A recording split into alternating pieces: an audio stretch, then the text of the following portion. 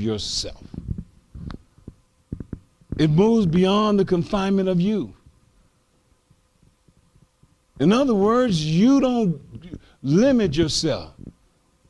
It's because we can have limitations on our life, boundaries and limitations that stop us from living life powerfully. We got restraints on our life that only keeps us from receiving so much revelation, and we're full, we're fat, so we can't receive anything else because we're not using what God has already given to us. We have to use the things that God give us during this spiritual awakening. If you don't use the things that come about during this spiritual awakening, if you don't use it, you'll lose it. And if we get too fat, then we can't receive any more because we haven't given out.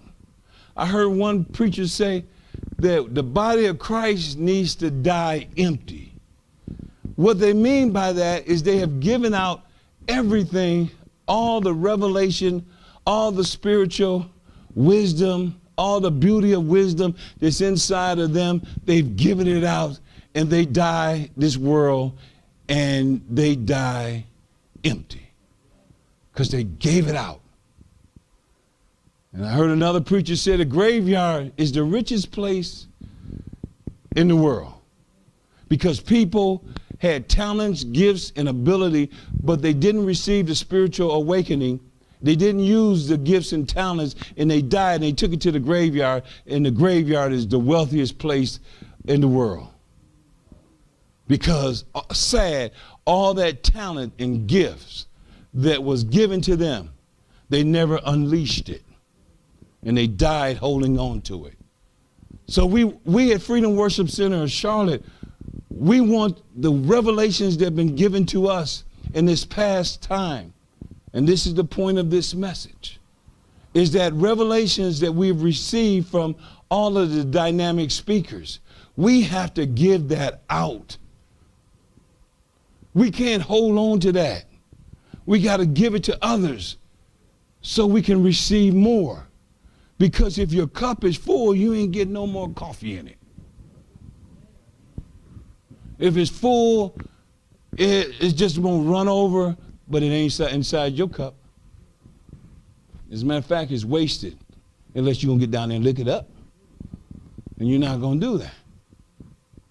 So you want to make sure that you give out the revelation that God gives you. Well, in closing, you guys know that I'm the sevens man.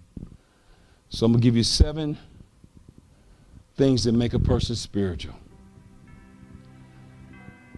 1, you have no fear. You're fearless. You're fearless and afraid of nothing. Number 2, you see things as they are. Number 3, you don't speak